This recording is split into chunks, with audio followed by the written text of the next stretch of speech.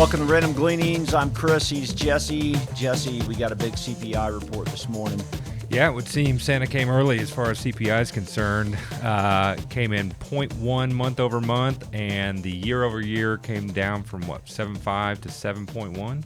Yeah, it definitely came down a fair amount. And we've been on a downtrend really since June for year over year CPI. So now we're in the low sevens, right? Which is still 7. Yeah, still 7. Still a long way from the Fed's target of 2. So first chart, here's a chart of the S&P 500 year to date.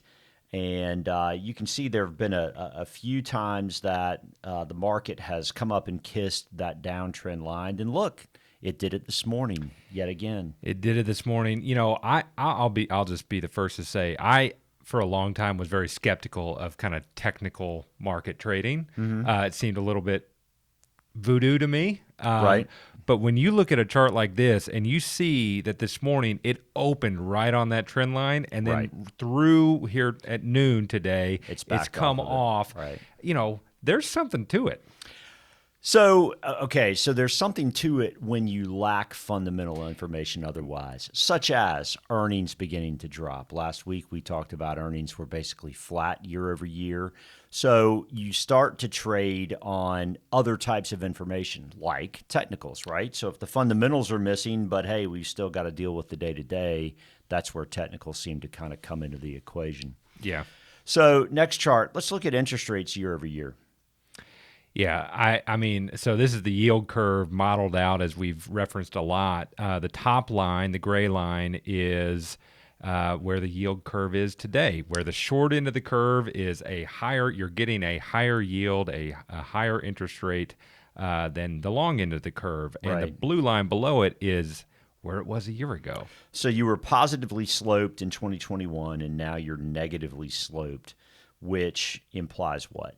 Well, it implies that we are in an inflationary environment. Everyone knows that, right? So the Fed has brought up that short end. But on the long end, you know, when they say that the bond market's smart, that's telling me at least that there's some belief that we're not going to stay in this inflationary environment over the long term. Right. And the question is, what happens? How long does it stay there? Right. And does the economy hold up in the near run? Does it not? Do earnings start to drop? I mean, the whole point of slowing the economy is to get unemployment up, job openings down, and ultimately put us in a place where inflation right-sizes itself. That's right. I think the whole point is to right-size inflation and get back to some price stability. You'll recall the ramifications are the loss of jobs and asset prices going down. Yeah, you'll recall our friend Jay Powell, chair of the Fed, said the word pain 8 times in 3 minutes, I think, back over the summer. Right, in the Jackson Hole speech. So let's look at, again, we know it's inverted, but let's look at how much it's inverted. Next chart, 10-year yields minus 2-year yields. And, of course, we know the 2-year yield is higher than the 10-year now. Tell us about that. Well, to me, I found this chart, and it's just interesting how skewed it is this time. We're at 0.73 negative, with the 2-year being higher than the 10-year, which, again, implies an unhealthy market, right, or an unhealthy environment. And it hasn't been this skewed, this inverted since September of 81. So we're going back a long ways. Yeah, I mean, a really long ways. And so now the big question is, well, I mean, does that imply recession or not? Does the Fed stop? Does the Fed stop raising interest rates? Next chart. Historically, so the yellow line is the Fed funds rate and the blue line is the 10-year Treasury.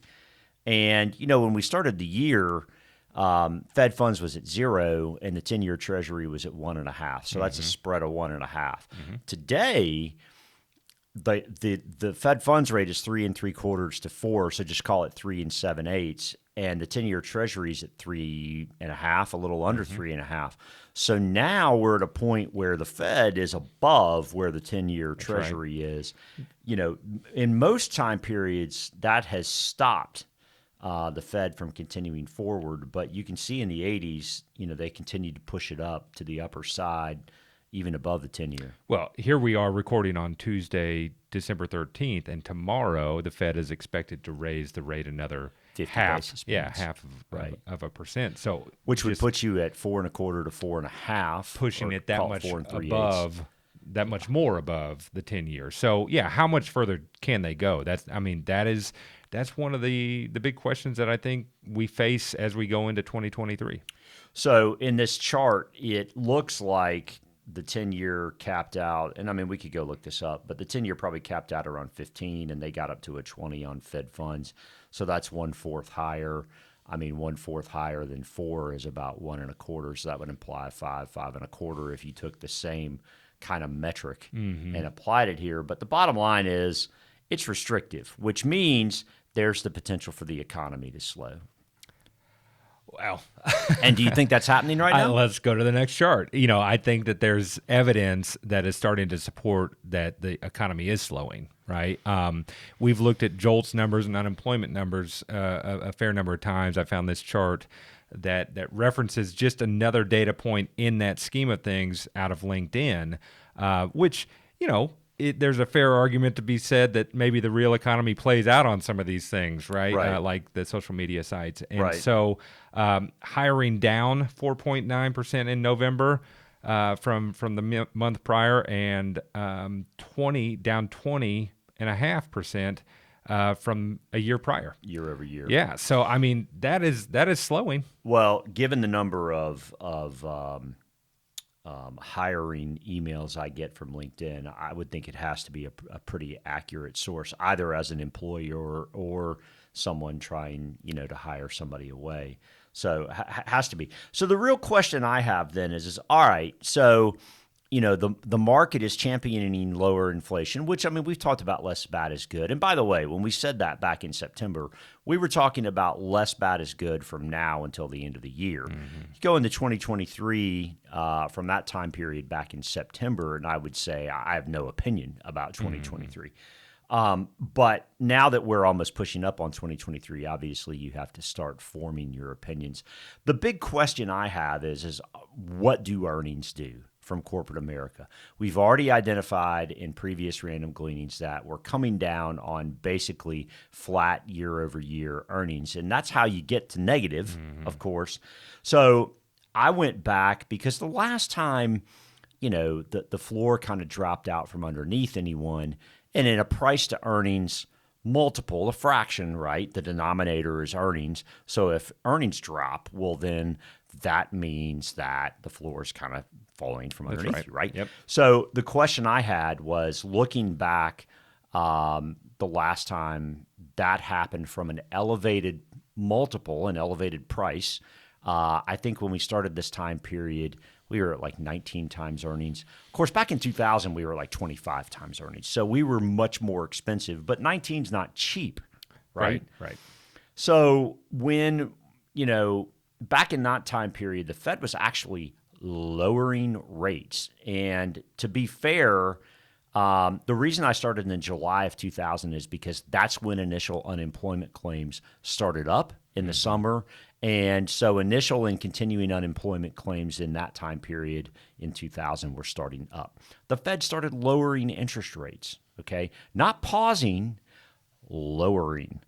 And again, to be fair, I ran this chart to September 10th of 2001, so right before 9/11. So the Fed had dropped rates 3.5%.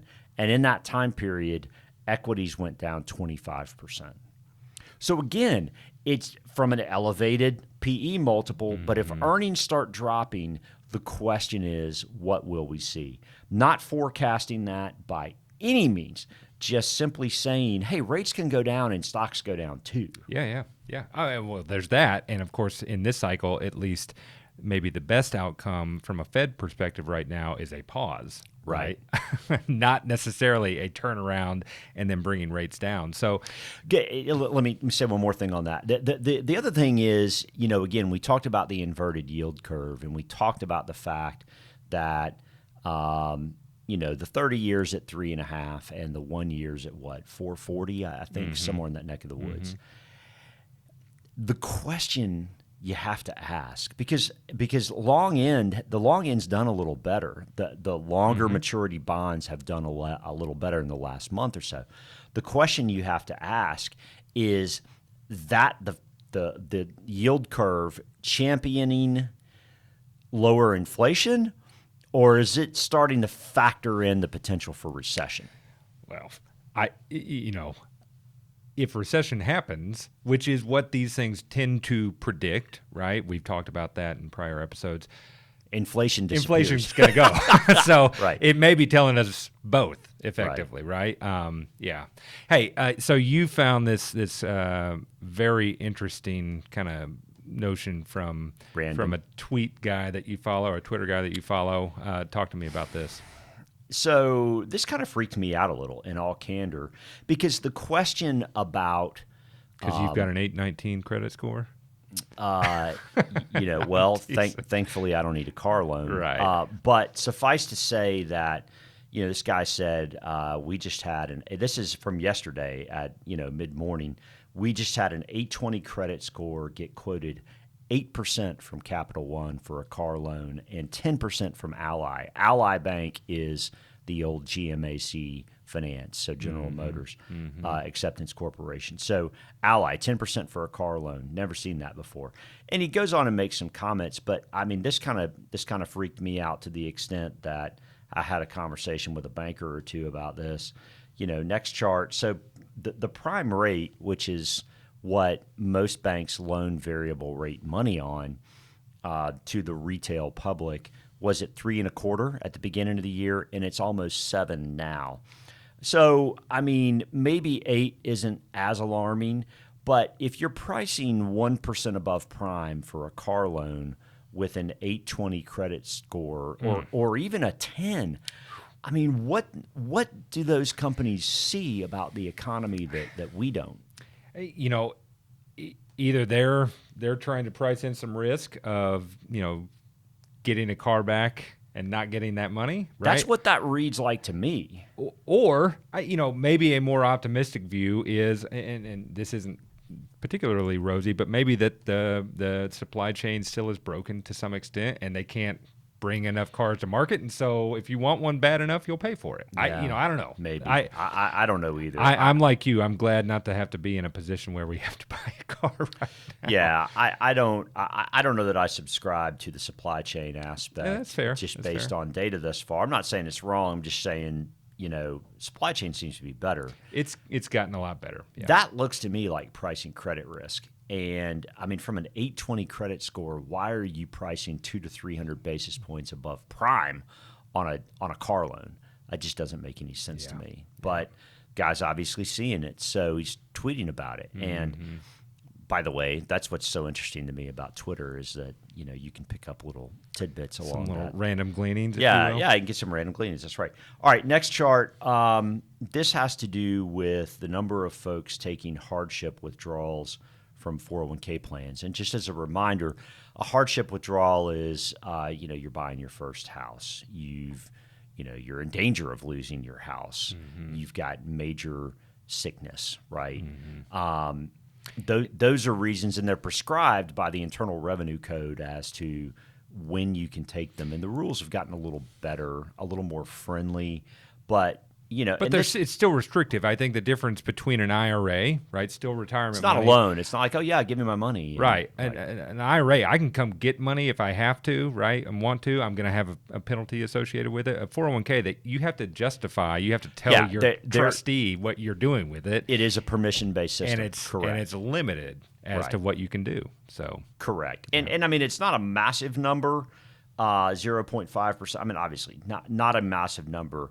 But to have hardship withdrawals going up at a time, when credit card bills or credit card usage is going up and the savings rate seems to be down, that's a little worrisome. With a lot of fogginess looking into the future, I think, from an earnings growth type perspective as well. So yeah, it's not a rosy picture, I guess, but something to continue to pay attention to, I guess. That's right. I mean, less bad is good, but to what end with respect to earnings?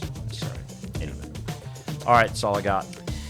Yeah. Well, I think we are taking next week off, kind of spend time with family, and then we're going to come back at the end of the year with a year-end wrap-up. So I'm just going to take this opportunity now to say Merry Christmas. Merry Christmas. Yeah. Happy holidays. Take care.